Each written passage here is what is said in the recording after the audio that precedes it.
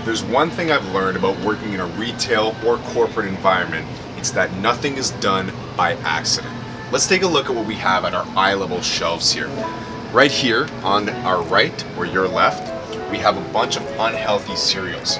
We got Compliments Fruity Hoops, we got Corn Pops, we got Frosted Flakes, Mini Wheats, Kellogg's Fruit Loops at the bottom. As we continue farther to the right or the front of the aisle, we have some things that are pretty much a lot healthier. We've got Corn Flakes, we got Cheerios, we got Oatmeal Crisp, we got Fiber One. I'd be curious to find out what the rationale is behind these items being placed at the front of the aisle or the back of the aisle, in the middle or the top. Let's take a look over here. When you go into a grocery store, where's the first place you look? Is it at the top? Is it at the bottom? Or is it right in the middle? Tendency is we usually have our head slightly tilted, slightly down. And so if you take a guy pretty average size like me, I'm about 6 foot tall, and I'm going in, I'm looking just below, right at Maxwell House, I'm looking at Van Hout Coffee, I'm looking at Timothy's over here, and I'm looking at Starbucks. Starbucks and Timothy's, those are coffee chains, those are coffee store chains, whereas on the other side you have Maxwell House and you have Van Hout, where those are your classic kind of cheap morning coffee. If you take a look at the top, you have lesser known things like, take for example, Marley Coffee right here, which is made by one of Bob Marley's sons, or you have, let's say, Cafe Aga or coffee. You also have Mick Cafe there and Tassel down at the bottom.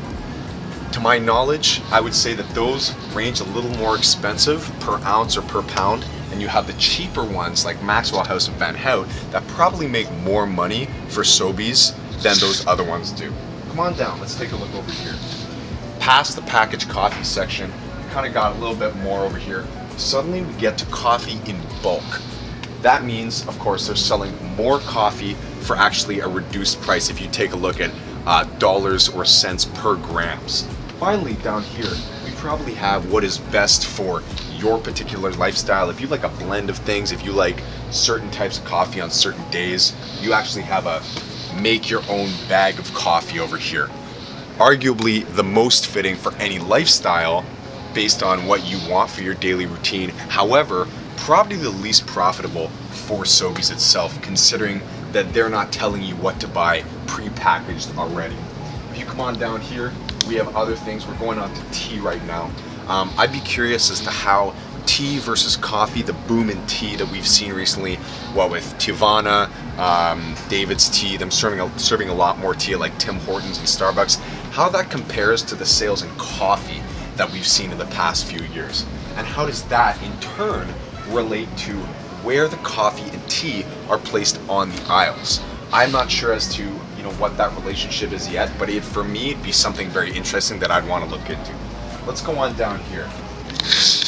Later on, we have something which I kind of would call, I think we'd call them breakfast accessories, would probably be the best thing to call them. We've got Aunt Jemima's syrup along with Compliments, and here's something else original up here, okay? Take a look, we've got Aunt Jemima's brand syrup here, which is, if you take a look, I think it is,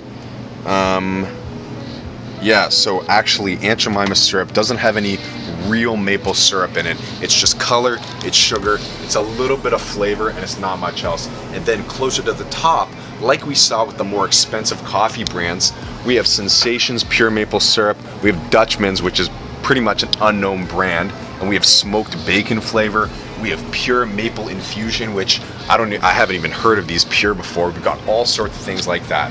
Come on over here. We've got Cheese Whiz at the bottom, kind of fast peanut butter at the top. Once again, the healthier stuff is kind of over here. We've got the Compliments, we've got Planters, we've got Kraft, but over here we have Jif, which everyone notices is the least healthy type of peanut butter. And then we have a selection, of honey and Nutella over here. We got jams at the top. Now when it comes to this sort of stuff, the breakfast accessories, I'm not really sure why they place each thing where, but I do know that nothing is placed by accident in this aisle. It would definitely be something interesting to find out. Welcome back to Supermarket Tours Daily. I'm your host Micah Harris, and today we're looking at a super interesting supermarket tour reflection of the one and only Sobeys. Alright, so first of all, Obviously, you can probably tell by now, I went to the DuPont and Shaw Sobeys in Toronto, checking out that supermarket. The specific aisle that I looked at was the cereal aisle. The reason why I chose Sobeys was because it is the closest one to me, and I also wanted to do something that I use a lot and that impacts me a lot. So Sobeys is the one that I chose. And the cereal aisle, for many of the same reasons. I love my cereal, I eat it every day, sometimes at night as well. Unfortunately, sometimes for dinner. I have Sobeys cereal a lot. I go there to get my cereal, to get my coffee, to get my jam, to get my butter, and all of that stuff is packed into one aisle, so that's why I chose the cereal aisle. We also read a booklet called The Supermarket Tour, which talked all about different parts of the supermarket, and the focus that I went on is that dry goods section, which goes under a lot of the stuff that I was covering: coffee beans, coffee grounds, tea, cereal, anything like that, granola bars, and that's all covered in my aisle. Some of the big things that surprised me about this section, the dry goods section, and this part of the supermarket tour booklet was the fact that how much stuff is corn.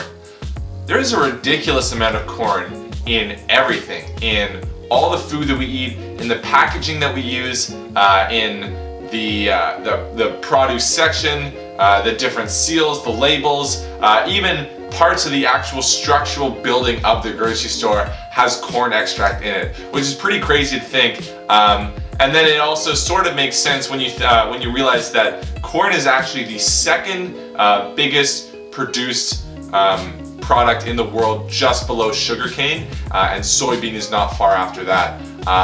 But millions, hundreds of millions of tons of this stuff is made every year, especially in the US. There's huge grain fields making this kind of stuff. So that was really surprised me about the supermarket tour. It's telling me a lot. Some of the big things I noticed about the cereal aisle, and one thing that I've learned is that nothing in a supermarket happens by accident. Nothing is placed by accident, nothing is put in a certain way by accident. Everything is for a certain reason. So every box on the shelf, every wrapper, every label is placed there for a specific reason to draw in a specific customer and to draw in that niche market. And that was very evident in the video we watched before, talking about the different levels of where your eye level sits, where you can see maybe a coffee bag that you might want to buy, but that's higher up. But then you're looking at one that's on sale right at your eye level. So the supermarket knows where you're going to be looking, and they market the target coffee bag